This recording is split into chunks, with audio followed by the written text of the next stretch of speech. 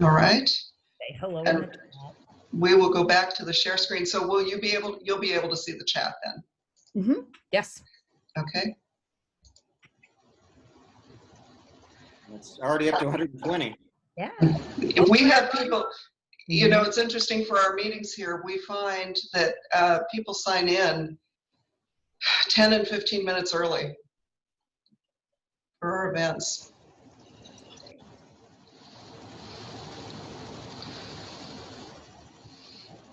Hi, Mom and Dad.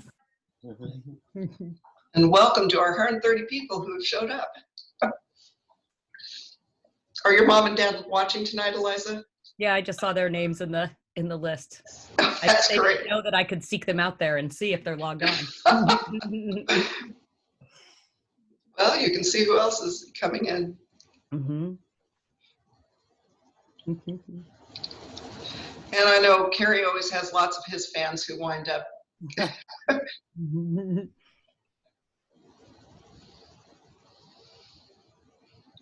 Or you could just have a reunion, a Willamette reunion party for you, Kerry.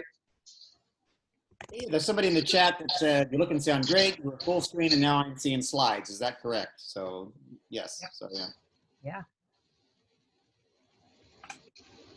Yeah. Oh, good. Some love for Willamette. Oh, that's a good idea.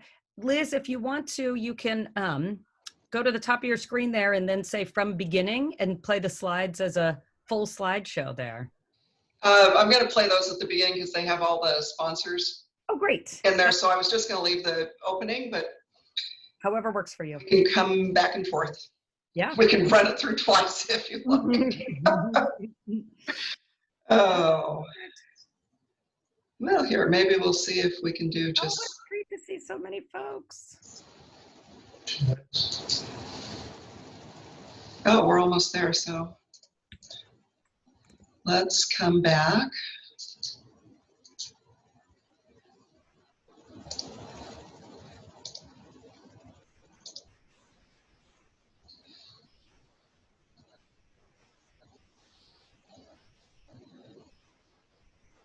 Eliza, thank you again for doing this, and Kerry as well. Oh, yeah. What's our number up to now? Let's see. 233 and counting. Okay. Great to see some wonderful friends on here. Oh, hi. Oh, this is wonderful. Thanks, everyone. So we have the early birds, and then we have the I love it. folks who come in. Liz, are you planning to record and make this available? I am. Oh, great. Yeah, and if they've signed up, we're going to try and send them the link tomorrow. Okay, great. So we won't make the slide deck won't be available itself, but the recording will be available. So folks will be able to continue to access the information. Someone was That's correct. Yeah. That's great. LO for Love. That's a great name. It's a great organization. Oh, that sounds cool. Okay.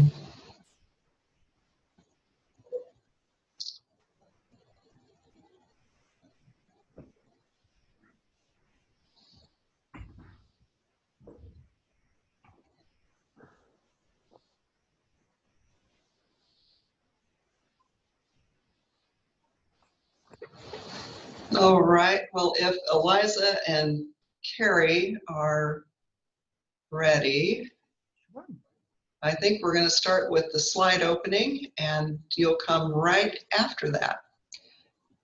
So here we go. Good evening, and welcome to a Lake Oswego Community Experience. I'm Liz Hartman, Executive Director of the Lake Oswego Chamber of Commerce. On behalf of all our community partners, we are pleased to present the Oregon Historical Society's Racism in Oregon, a brief overview. This is one of the largest groups who have experienced this presentation, so please settle in with a hot beverage, some appetizers or dinner, and absorb Oregon history with 800 of your neighbors and friends. Tonight's program focuses on Oregon history. The Oswego Heritage Council will later coordinate a program specifically for Lake Oswego. You will be invited, and it will When Char Green at the Oswego Heritage Council and I talked about bringing the community together for a history lecture, she and the council were all in. We contacted as many partners as responded to find an evening when we could bring the community together, because Lake Oswego is a community of relationships. We learned this morning that we missed a group and that tonight is the first night of Hanukkah. We will continue to do better. If there was ever a time to bring our community members together, now is the time. We've gone far too long without a school sports event, a play at the Lakewood Center, a wine walk, a community awards dinner, or any of the many events that contribute to this community. We had a summer that recorded a record number of food needs in Lake Oswego addressed by Meals on Wheels and hunger fighters. We proclaimed that Black Lives Matter. The school district and city worked and continues to work on diversity, equity, and inclusion. Tonight we hear a presentation on how we got here to help us plan where we're going as a community in the coming years. Thank you to our sponsors for your help in advertising the event, and thank you to our partners who invited you through their email list and newsletters. A video of our program will be available through the Lake Oswego Chamber of Commerce YouTube channel and will be shared to our community partners and sponsors. Let me tell you a little about our speakers as they log in. Eliza Canty-Jones is the editor of the Oregon Historical Quarterly and director of community engagement. Last year's December publication on white supremacy and resistance in Oregon had the unusual occurrence that so many people wanted a copy. It was reprinted and is still available today. Eliza holds a master's degree in Pacific Northwest and public history from Portland State University. She was co-founder of the Oregon Women's History Consortium, which created the statewide centennial project, Century of Action, Oregon Women Vote. We look forward to working with Eliza more in the future. Kerry Tymchuk is the executive director of the Oregon Historical Society. He graduated from Willamette University with both an undergraduate and law degree. He is an Oregon native who sidelines as an autobiography writer for business icons like Bert Boyle, Harry Merlo, Al Reeser, and Ken Austin.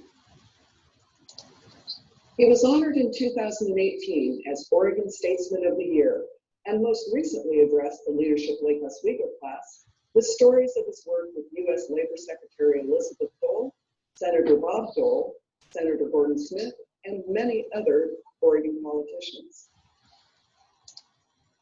No introduction is complete without mentioning Kerry as a four-time Jeopardy champion, but I know him best from our 40-year friendship that has shown me time and again that Kerry is a caring, innovative, creative, and communicative Oregonian who is ready to lay the groundwork for improvements through a knowledge of history.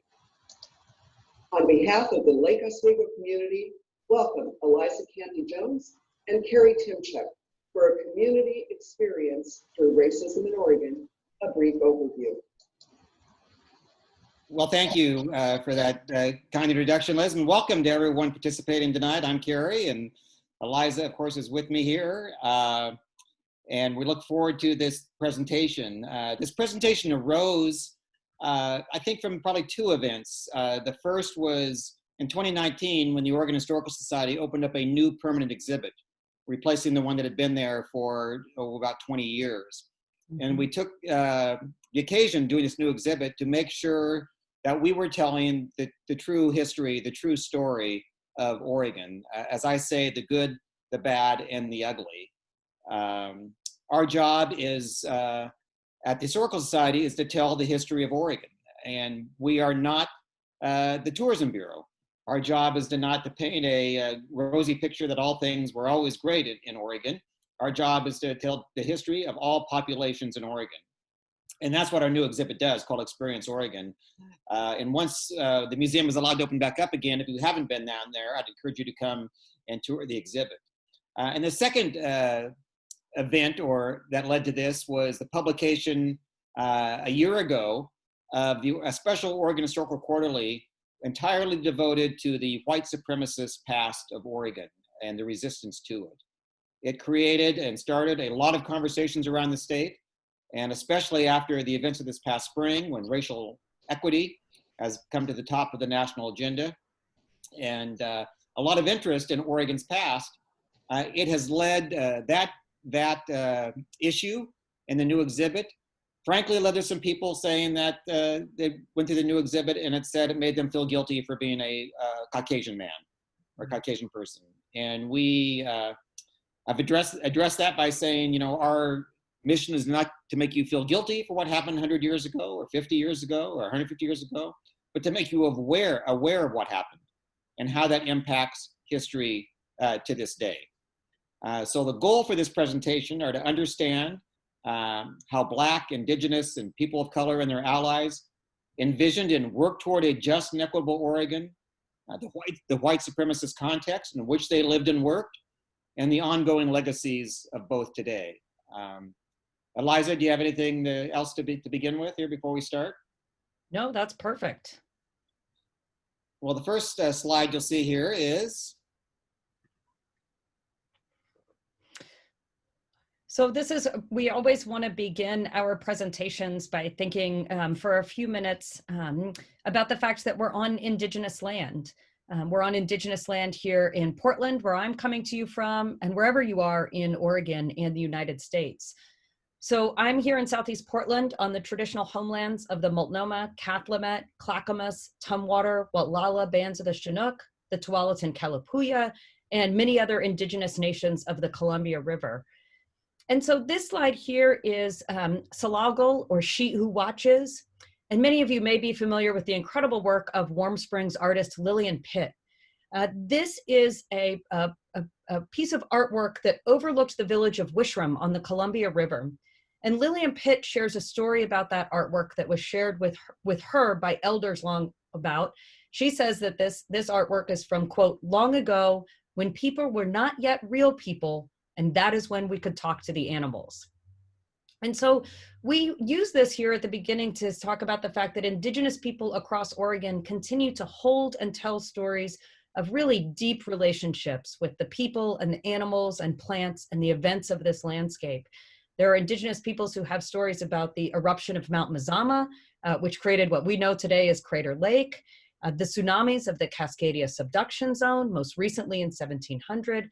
And so these relationships with the land are thousands of years and they're ongoing. And we start here with the Oregon Donation Land Act of 1850. This was, of course, before Oregon became a state. We became a state in 1859. So this was when the Oregon Territory opened up. And the Donation Land Act is what has been called by one historian as affirmative action for white people. Affirmative action for white people. And what it did was it granted 320 acres per man, 640 acres per married couple, half in the wife's name, to, quote, every white settler or occupant of the public lands, American half-breed Indians included, above the age of 18 years. And the American half-breed Indians was added to account for a Caucasian man who came out here and then ended up marrying a Native American woman, and then their offspring would be included. But again, it granted specifically 320 acres per man, 640 acres per married couple to every white settler or occupant. Between 1850 and 1855, this gave legal standing under US law to 2.5 million acres in Oregon of what until then had been native land, Indigenous people's land. It gave that to white settlers. About 7,000 settlers made claims under the ODLA. There were no ratified treaties at this time. So this was just an example of these the settlers coming in and taking land, being given land that until then had been the homeland for Indigenous people. And this is the history. A lot of times people will hear the phrase, which has become more and more common over the past 6 months, stolen people and stolen land, right? So we talk about stolen people from Africa who've been enslaved, and then also the stolen land across the United States from Indigenous people. And it's important to recognize that Indigenous people continue to have their sovereign rights. So we know that sovereignty is inherent. It's not granted by the United States government, but whether the United States government recognizes the sovereignty of Indigenous nations and tribes can have enormous consequences. So We know that in this time period Kerry was just talking about, there were horrific acts of violence and acts of indignity that were perpetrated on Indigenous people, from massacres and destruction of homes and food stores to grave robbing and salvage ethnography, to forced assimilation, forced marches, to repeated theft of land. This story may be familiar to many people, and it's important to understand all the way into the 20th century with the termination policies, when the federal government attempted to actually terminate that recognition of sovereignty to many tribal nations across the United States, and including here in Oregon.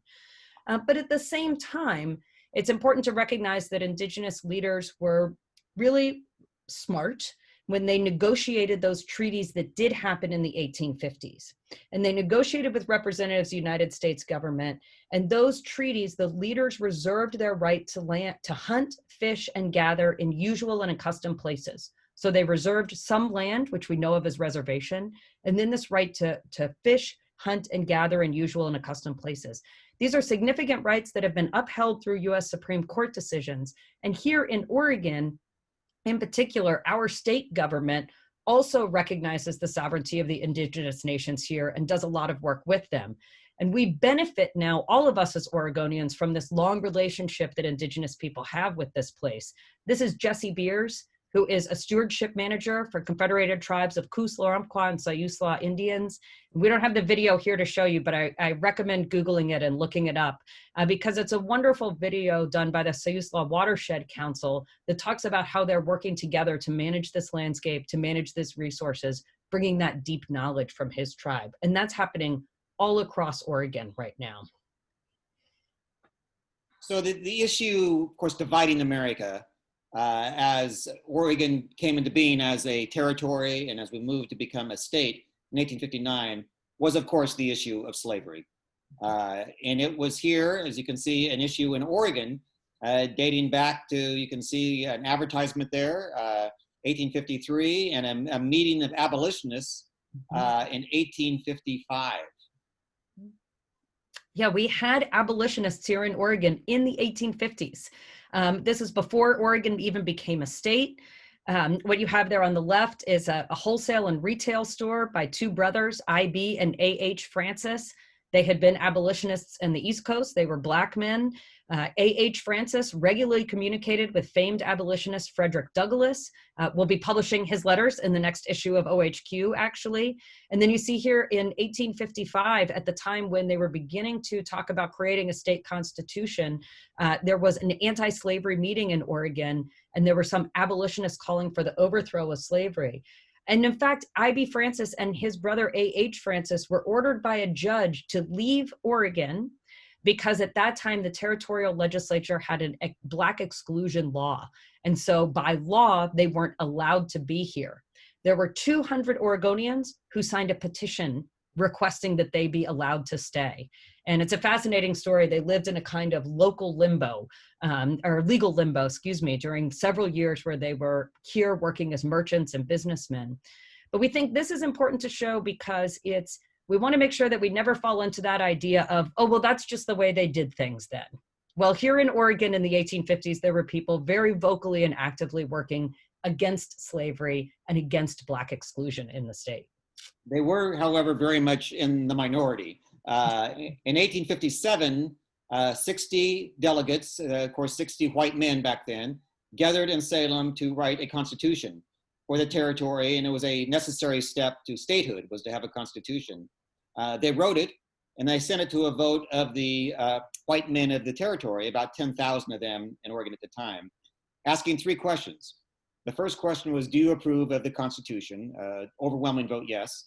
Second question was, when Oregon enters the Union as a state, which they would, of course, on February 14th, Valentine's Day, 1859, should we enter as a free state that bans slavery or a slave state that allows slavery? And by about a 3-to-1 margin, the white men of Oregon voted to enter as a free state. But the third question, interestingly enough, was, should we allow Blacks in Oregon, period? And Eliza mentioned there had been, the territorial legislature had an exclusion clause in it. By a margin of about 8-to-1, the white men of Oregon voted to keep that exclusion clause and put it in the Constitution to ban blacks from living in the state. We are the only state before and after that came into the Union with a constitution that actually banned blacks from living in that state. And Eliza will tell you more here about our friend George Williams. Our friend George Williams, who he actually published a letter to the editor on the front page of the Oregon Statesman in late July 1857, laying out the argument for exactly the vote that Kerry just detailed there, right? This vote against slavery and against free Black people in Oregon. And it's important to recognize that this argument that he framed was very much a pro-slavery argument. He absolutely thought slavery was appropriate, just not in Oregon. And you could see he's basing his argument. These are just some quotes from the very lengthy letter that I think is worth reading. But some of these quotes, he's really talking about the natural ability of Black people. And this is really, a core tenet of racism, right? This idea that people are inherently one way or another because of skin color, for example. And this was not an unusual idea in the United States at the time. And in fact, you can find in Thomas Jefferson's writing on the notes on Native Virginia, right, where Thomas Jefferson writes about the natural abilities or lack thereof of Black people. And so he's just continuing that tradition here in Oregon. And just to make it clear, as we said, this is the Oregon Constitution, a preliminary draft of the Constitution. And you can just see the inherent conflicts and hypocrisy in it. Section 1, all elections shall be free and equal. Section 2, every white male citizen of the United States shall have the right to vote, the right of suffrage. And if you didn't get that message, go to Section 6. No Negro, Chinaman, or mulatto shall be given have the right of suffrage. So you go from all elections should be free and equal to really making it clear who gets the right to vote. This is one of many exclusions in the Oregon state constitution. There were also exclusions on property ownership that were in this state constitution. And we have two dates up here because it was written and passed in Oregon in 1857, but not ratified by the United States Congress in 1859. And again, there was great debate about the Oregon state constitution, including some congressmen at the time who were really railing against the level of exclusion that was in this document. So again, lots of debate over this. And yet, we had this exclusion, we have these really racist policies. Black people were here. Just as we said about the 1850s, very shortly after the end of the Civil War and the passage of this Constitution, the ratification of this Constitution, Black people were not only here, but Black people were visible. So these are two items from the Oregon Historical Society collections that we care for that we think are just really incredible. On the left, you have here a grand emancipation celebration organized, as it states, by the colored people of Oregon. This is to celebrate the 6th anniversary of the Emancipation Proclamation. So this is 1869. Just over a year later, you have an advertisement for asking people to come and pay money to hear Mr. George P. Riley, who was an African-American man here in Oregon, speaking about, as the subject is listed as the colored citizen in the ballot. This is just after ratification of the 15th Amendment.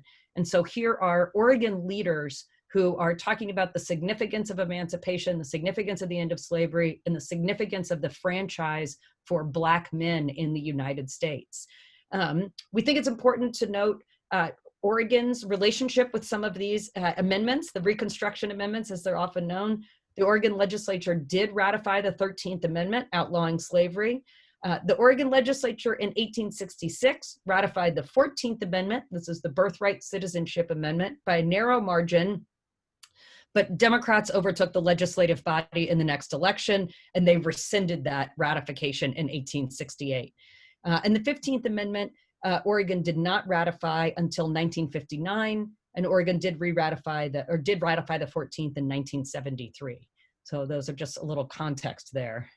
And I should add that the exclusion for Blacks living in Oregon, even though it was not enforced, remained in the Oregon Constitution until 1926. Mhm. when it was finally removed by a vote of the people of Oregonians. And it was not a landslide election, even in 1926, it was about a 60%, 40% margin. But it remained in the Constitution, and you can imagine the impact, the effect that would have for nearly half a century. If you were a Black individual and looking to move west, and you looked at the options, and there's Washington, there's California, there's other states, and there's Oregon, where in the Constitution is a specific provision banning you from living in that state, that might make you want to look elsewhere. Mhm. Absolutely. Oregon continued, nevertheless, to benefit from the leadership and vision of Black people throughout this period. We know that in 1872, Mary Lorinda Jane Smith Beatty was a Black woman who participated in an action with 3 other white women and also with women across the country, including Susan B. Anthony, who were attempting to cast ballots in that 1872 election to say we're citizens, we should have the right to vote. And they were pushing that issue politically. Folks may have heard about that in particular. Earlier this year, President Trump offered a posthumous pardon to Susan B. Anthony because of her work in that event, and that she was arrested for that. In Oregon, the women were not arrested. The judge placed their ballots underneath the ballot box and wrote down their names.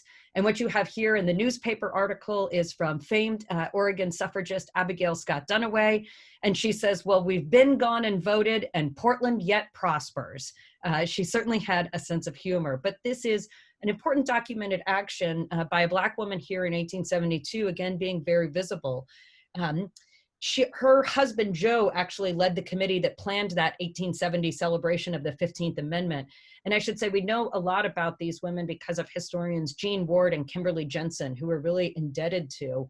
And then to the left of that newspaper article, there's a photograph of Harriet Hattie Redmond, who was a leader in the suffragist movement in 1912. She was the president of the Colored Women's Equal Suffrage Association. She served on the state central campaign committee. She had settled in Portland in 1880 with her siblings and parents. Her parents were freed people who'd been emancipated from slavery, and they attended Mount Olivet Baptist Church, which is one of the places where she held suffrage meetings and lectures. So 1912, for folks who don't know, was the successful year when Oregon women gained the right to vote. Black women, as I noted, had been involved in that effort for at least 40 years. And then Black women did register and continue to advocate for voting rights and bring people on to voting and exercise that right after that 1912 victory. There was also a great deal of discrimination and racism towards Chinese Americans back in Oregon from the earliest days, and the Chinese have been here from the earliest days. Mm-hmm. The photo on the right is one of our oldest photos in our collection, taken in Portland in about 1857, and it shows the business, the hop, wool, washing, and ironing business, providing evidence that Chinese were among the immigrants who settled in and helped build the new city. And indeed, in the early 1900s, Portland had one of the largest Chinese American populations in the country, second only to San Francisco, here on the West Coast. And on the left there, the Chinese American women were involved, and other suffragists helping to lead the effort to get the right to vote, the right of suffrage. And the article in the Oregonian marveled at the mixing of Chinese with their Caucasian sisters, quote, was from the article in the Oregonian, at a Portland hotel luncheon of 150 equal suffrage leaders. Well, we should note that success in 1912 that brought American women the right to vote did not extend to all women. And that is because of the Naturalization Act of 1870, where our good friend George Williams comes up again. By that time, he was a US Senator, and the Senate was debating changes to the Naturalization Act that would remove whiteness from being paired with naturalization and citizenship, right? So this is after the Civil War and this push to allow citizenship, naturalized citizenship to all of the people living in the United States. George Williams and other West Coast senators really resisted the idea that Chinese people could become naturalized American citizens. And so their advocacy led to that restriction in the Naturalization Act of 1870 that disallowed naturalized citizenship for Asian immigrants. That restriction was not removed until passage of the McCarran-Walter Act in 1952. So this means that first generation Asian women and men were not allowed to naturalize as citizens and partake of all of the rights that then were assigned to citizens. This is one of the great really individuals in Oregon history, Minoru Yasui. And as we move from now, along with discrimination, of course, to Chinese Americans, there was a great deal of discrimination to Japanese Americans. Of course, most obviously during World War II, when Oregon and the other West Coast states, Washington and California, Japanese American citizens of this country, didn't matter, were forcibly removed from their land and put into internment camps in other states in the West Coast, Washington, Idaho, and Wyoming.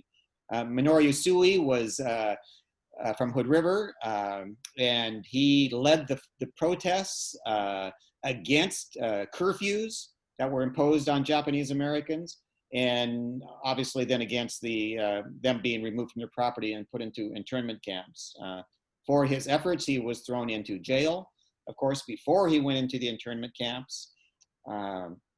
He later on, during the Obama administration, President Obama would posthumously award Minoru Yasui the Presidential Medal of Freedom, the highest honor a civilian in the United States can receive.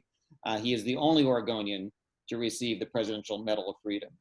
But a great number of Japanese Americans who lived here in Oregon had their property forcibly removed from them. And when the war was over and they returned, the property was not given back. I think it's important to recognize the long context of history of Japanese folks in Oregon, even before World War II. And so the Yasui family had been in the United States. The Yasuis had settled in Hood River, founded a business, raised a family. Minoru's father was named Masao Yasui, and it was he and his brother who formed that business in Hood River in 1912. His brother also had learned English and worked as a labor contractor and became a landowner. So there were several hundred Issei who lived in Hood River at the time. And Issei is the word for first generation Japanese immigrant here in the United States. So those people worked alongside many others to transform that land into orchards that produced fruit for local sale and export, really building the economy here in Oregon. But by the 1920s, nativism ran very strong in the state. The Ku Klux Klan boasted 35,000 members here in the state at the time. They supported legislation that passed in the early 1920s that included an alien land law, so that restricted land ownership from people who were not able to gain citizenship. So again, you see that impact of the 1870 law making its way into this 1920s state legislation. So many Japanese and other Asian immigrants who had children here would register land ownership in their children's name, or they would have white allies who also purchased property and helped them register that. So there's this long history that goes up before these really important events that Kerry just talked about. And actually, Minoru Yasui was the first Japanese American to graduate from the University of Oregon Law School and to enter the Oregon Bar, which he had done before all of that incredible work that he did as a freedom fighter.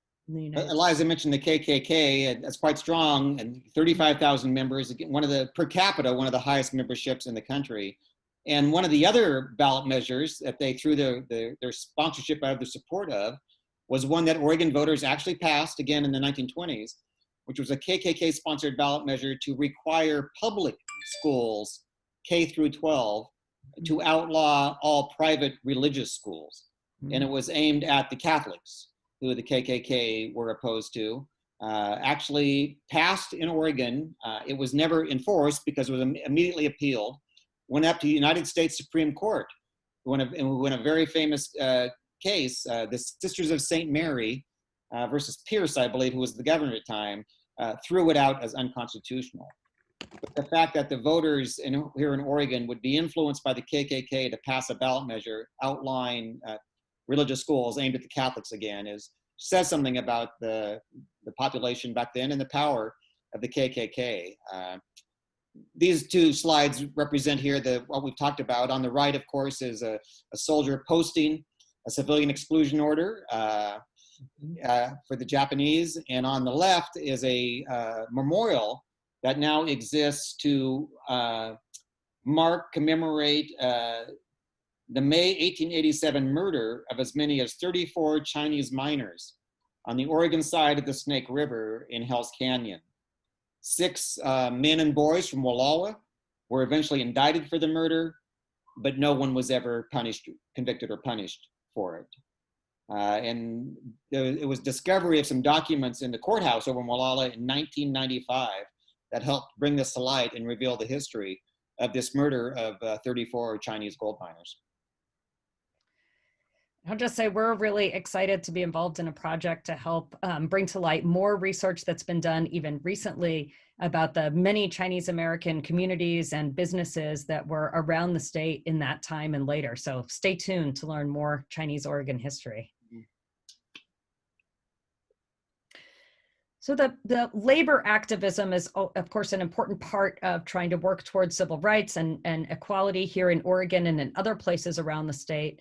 And labor unions have often been real seats of racism and exclusion.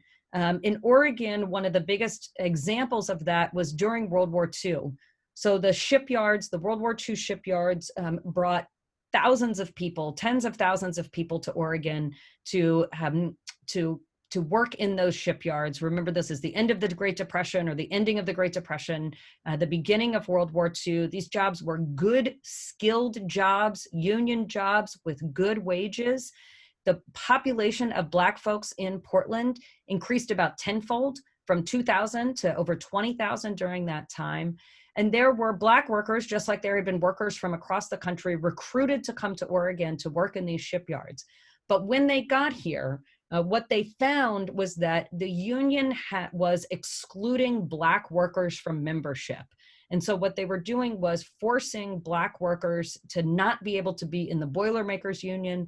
They created a special auxiliary membership, which they said the only thing equal about that was the union dues. And it was really an important moment because we see in the record that these Black workers fought back against that exclusion.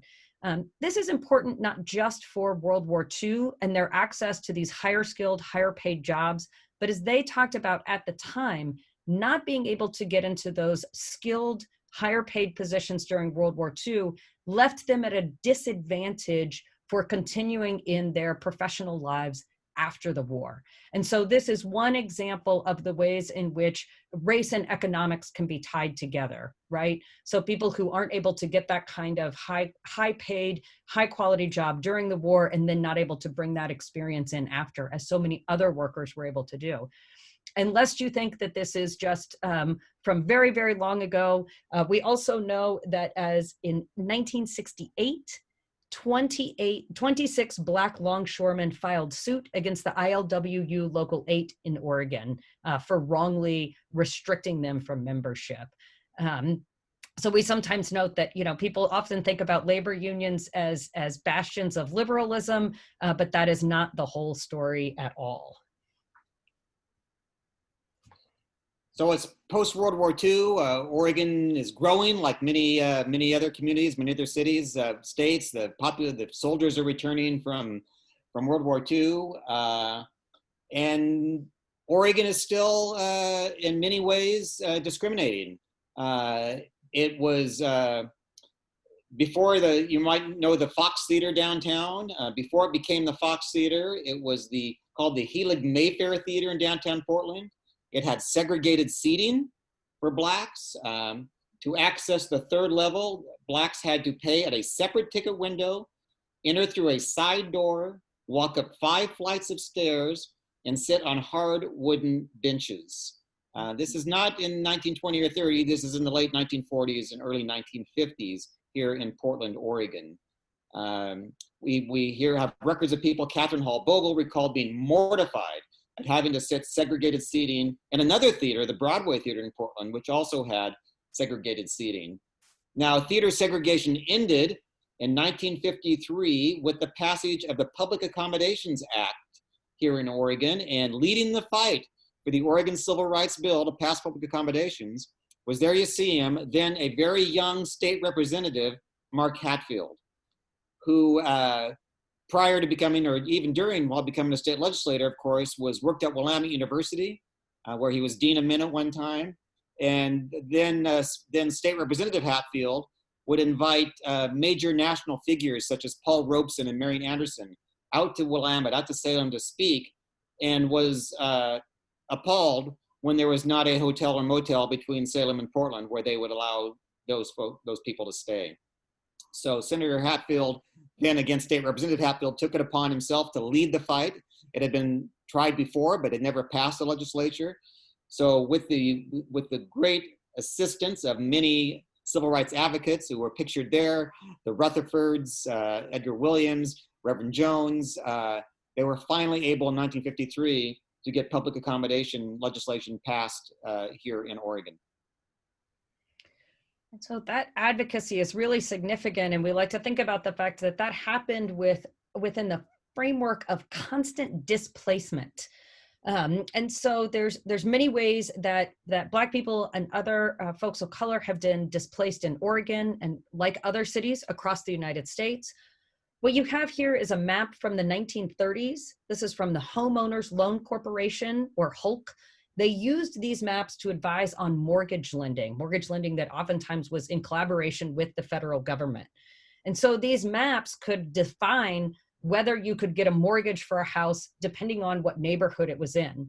And the neighborhoods were categorized by these colors and letters.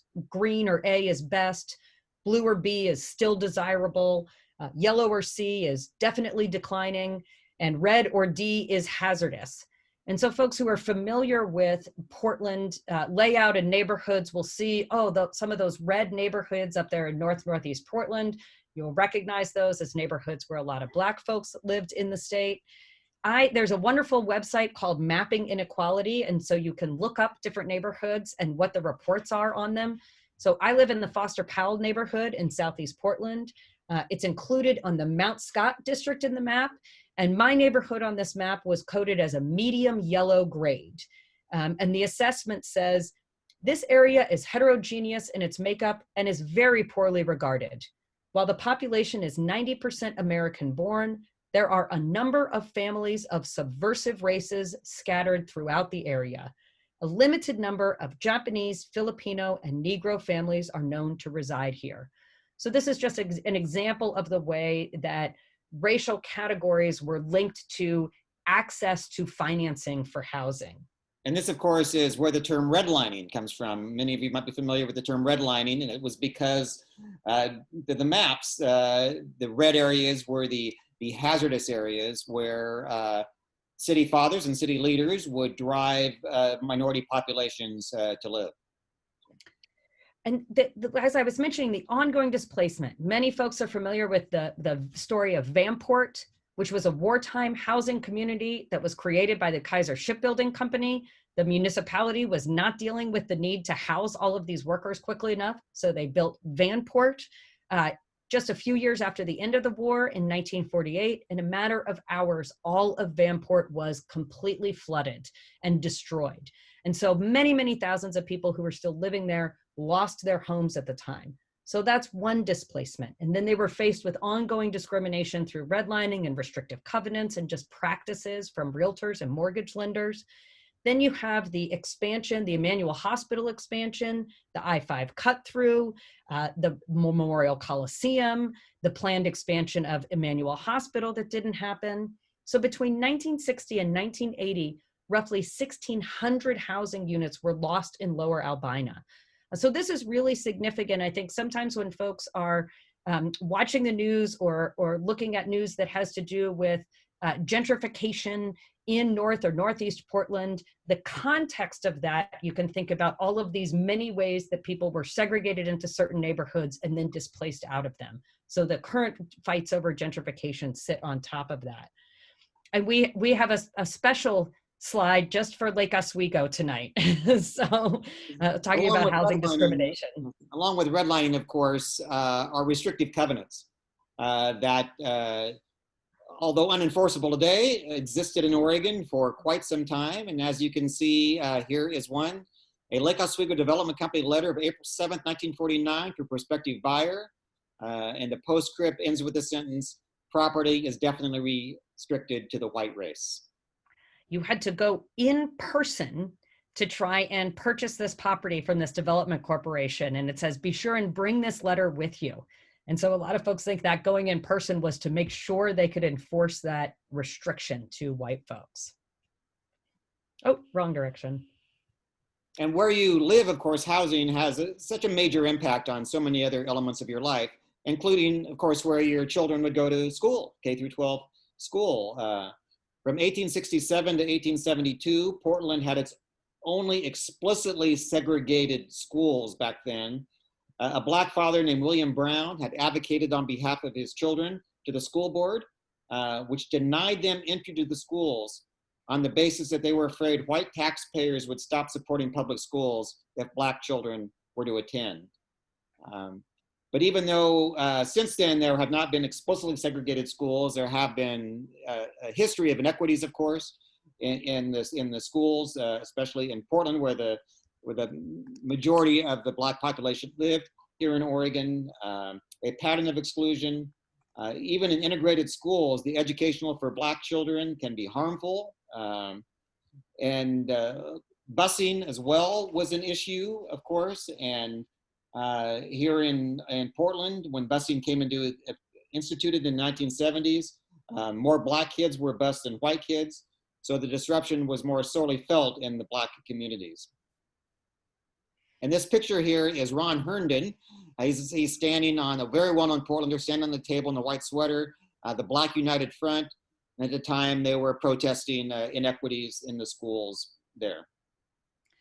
Kerry and I actually just met someone today who was telling us his family stories about busing and the experience of being bused into a mostly white school and some of the pain of that. It still sits in the community. And Catherine Hall Bogle, who we mentioned earlier, had also written about what it was like to be in history classes. And she wrote, during this period, perhaps no rocks are thrown, but there are subtle omissions, exceptions, and other differences that wound the spirit. No attempt is made to help him to real pride of his own race. And so we think about that quote a lot in the work that we do with curriculum and with educators to make sure many folks might be familiar with the fact that Oregon legislature and Department of Education is trying to put more and more complex content and make sure that no Oregon students continue to have that kind of wound happen in their history class. And I'll note, because someone asked, that it has been since 1872 was the last time Oregon had really explicit segregation, school segregation. So in 1872, Oregon ended its experiment with explicit school segregation. But as Kerry talked about, because housing was segregated, then there was a lot of de facto segregation. Portland, like many cities in the North, after the Brown versus Board of Education decision by the United States Supreme Court, simply said, well, we don't segregate. We don't have a problem. And so many cities in the North were saying, we're not explicitly segregating, so it's fine. So there's been just decades and decades of community work, like Kerry talked about, that you can see here in this photograph. The number one minority population in Oregon by far, of course, is the Latino population, which is entirely understandable when you think that the California-Oregon state line, the current California-Oregon state line, was until 1848 the border between the United States and Mexico. Mm-hmm. What is California now was then part of Mexico. And Latinos are listed in the Oregon census from as early as 1850, many working as vaqueros, helping with the cattle drives, and as mule packers for the US military who were here fighting the indigenous people. Of course, we're all familiar with the history of discrimination towards Latinos. During the Depression, the US deported 500,000 Mexicans, half of whom were actual citizens and United States American citizens, including some from Oregon. And they were deported, but many white Americans, of course, continued to refuse the difficult stoop labor of the field, of the agriculture industry. So this led to a cycle, a pattern of recruitment, where workers were invited to come up from Mexico, often mistreated when they were here, and then threatened with deportation and deported, once they were here. The 1950s infamous Operation Wetback, deportation sweeps are among the most egregious, and until today's era, with immigrants and their families both being recruited for work and then threatened with deportation once they got here. And here are some photos from our records. On the right is the interior of migrant worker housing, which was documented by activists in order to advocate for improvement. And on the left, the Valley Migrant League, which is a great organization where it helped immunize children of immigrants who were here, of the farm workers. And organizations such as the Virginia Garcia Healthcare Center have risen up. And Latinos in Oregon since the second half of the 20th century have formed very strong community health and political advocacy organizations. And as seen in the picture there of the Valley Migrant League. So this picture looks familiar to many of us, even if the fashions are slightly different. This community calls to have greater civilian oversight, or excuse me, greater government oversight over police units, and police is longstanding here in Oregon and in other places in the United States. We know, just for a little bit of context, in the earlier 20th century, as we were talking about the KKK being very strong, there is documented history of overlap between police departments and white supremacist organizations in that earlier time period in the 20th century. Between the two world wars, anti-communism was running rampant, and there was a strong connection between the Portland Police Department and the Silver Shirts, which was an anti-Semitic fascist group here in Portland. By the time you get a little bit later in the 20th century, folks may be familiar with the Kerner Report, which was commissioned by President Johnson to have to look at racial injustice in the United States. Portland City Club did its own version, the Report on Problems of Racial Justice in Portland. And one of the things that they found was a problem was what they discussed as police harassment of the African-American community concentrated in Albina. In fact, just a year before, there had been what was called a riot at Irving Park. And a quote from one of the Black youth who was involved in that said, "Where else but in Albina do cops hang around the streets and parks all day like plantation overseers? Just their presence antagonizes us. We feel like we're being watched all of the time." And so what you have is in the later decades of the 20th century, the second half of the 20th century and into today, really strong community activism to reform police departments for such a long time. The folks here are protesting that ban the chokehold sign. Like I said, it can sound familiar for today. The chokehold is what police used to kill Eric Garner in New York City just a few years ago. This was after the killing of Lloyd Tony Stevenson. He was an off-duty security worker who was at a convenience store when a fight broke out. The police were called. He, I believe, was the only Black person on the scene, and the police actually took him into their hold and actually killed him through a chokehold. Now, things got worse after that because some members of the police created T-shirts that had the outline of a gun on them, and it said, "Don't choke them, smoke them." So when the community was asking for this ban of the chokehold, this was the response. So you can see this antagonism and this fighting that was going on. Earlier in the 1980s, some off-duty police officers had dumped 4 dead opossums on the doorstep of the Burger Barn. I see you nodding there, Liz. I think this is a well-known story for folks who are longtime Portland or Oregon residents. The Burger Barn was a Black-owned restaurant. So you see this tension for many decades here in Portland, just as in other places in the United States, and continued community calls for reform that sound very much like many of the calls that we continue to hear today. And so this, I think, this is from the special issue that was mentioned on white supremacy and resistance. Dr. Carmen Thompson wrote a wonderful essay that introduces people to these ideas of whiteness and white supremacy. And we had that essay is posted on our website. You can read it.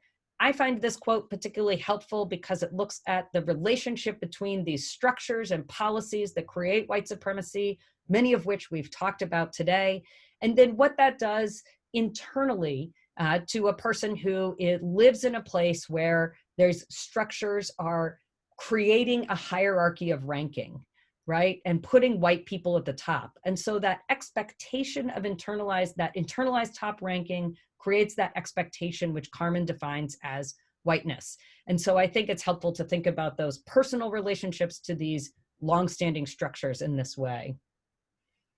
And then a couple other examples. Here is this talking about what everyday racism. This photo is from 1946. The Chicken Coon Inn, or the Coon Chicken Inn, excuse me, was located at 54th and Northeast Sandy here in Portland. And you can see the depiction there of Black. And as Dr. Darrell Milner, who was also one of the guest editors of the special issue of OHQ, he wrote, from the 1930s to the 1950s, Black Oregonians endured the constant reminder that it was acceptable in a white supremacist society for their race to be publicly debased and humiliated. And no more so than you can see in this picture of the Coon Chicken Inn. And every time Eliza and I have given this presentation, someone else mentions the restaurant Sambo's in Lincoln City. Oregon was home to a number of Sambo's restaurants, and the depictions there of a Black individual were also part of everyday racism. So, and we were able to host. Sorry, my dog's playing with a toy. We were able to host Dr. Henry Louis Gates, whose recent book, Stony the Road. Hi there. Okay.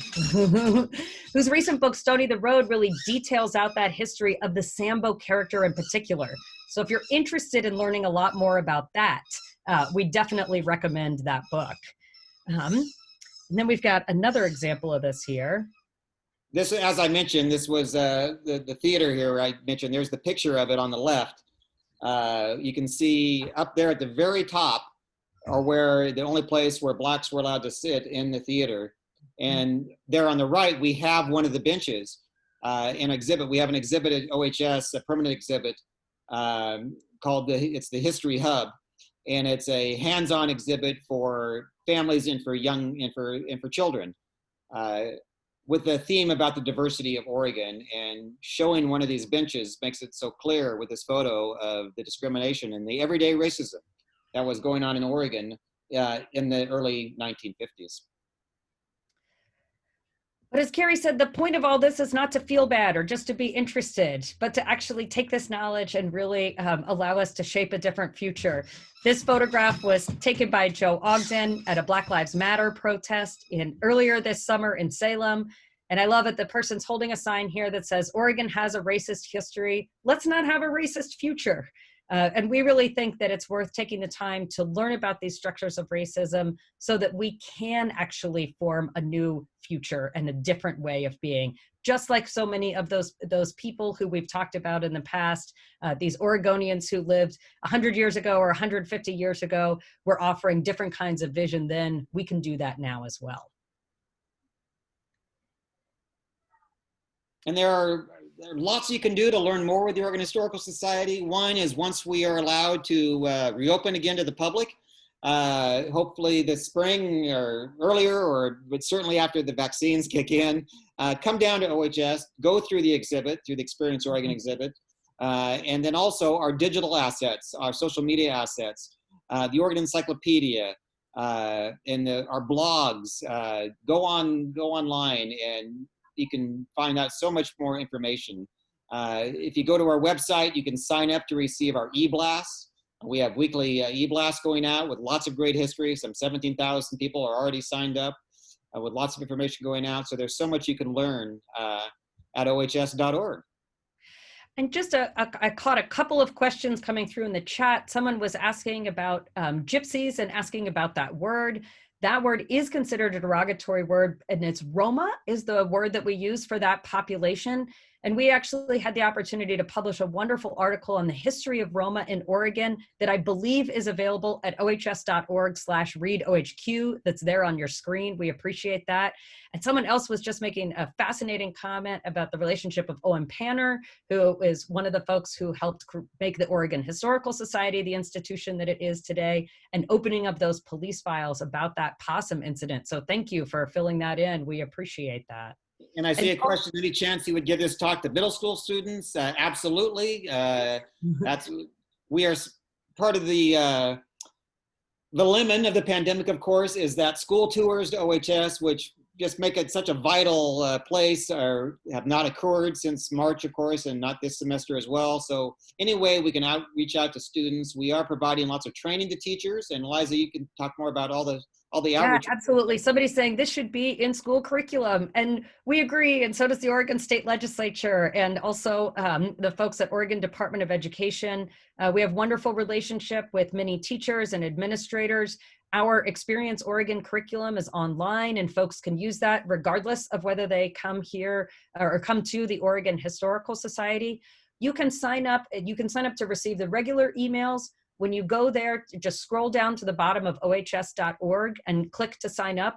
You can also choose to receive educator-specific emails and keep in touch with all the work our education department's doing, or just drop me an email and we'd love to connect with educators and parents. So I'm easy to find on the OHS website. So Eliza mentioned the legislature, and I think I saw that your state senator, Senator Rob Wagner, was online tonight. So thank you, Senator, for your leadership in the legislature as well, and enacting these ideas for Oregon schools.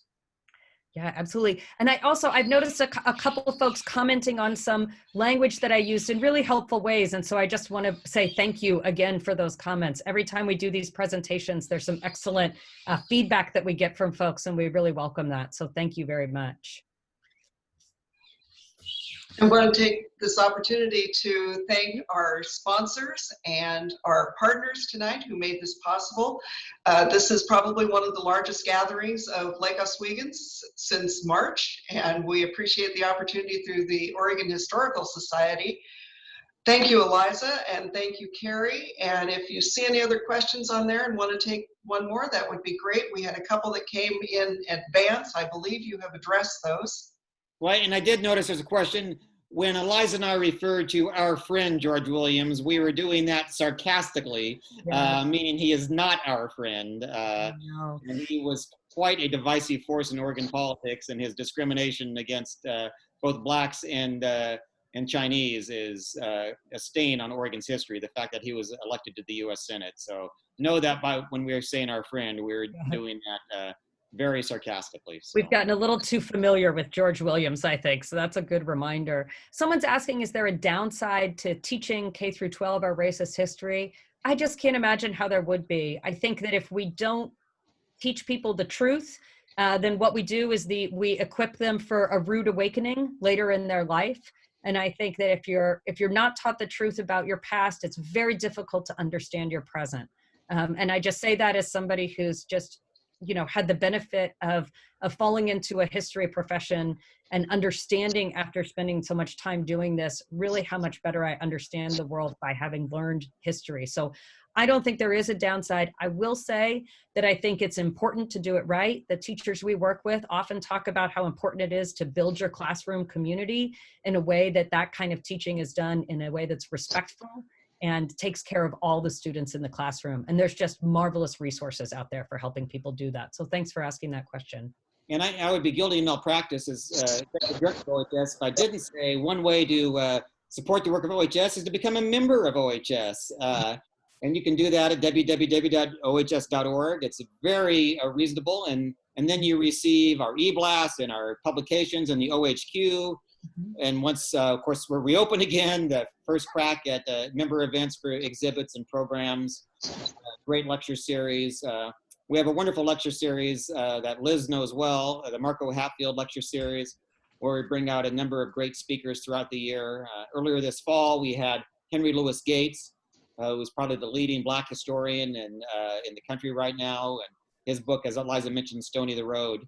And he gave a just a very compelling discussion, talk about the Reconstruction era. So a little spoiler alert, I'll let you know one of the speakers we just booked and have coming up this spring, in the last months of her life, Justice Ginsburg was working on a book, a biography and reflections on her life with a former law clerk of hers who's now a law professor at Berkeley.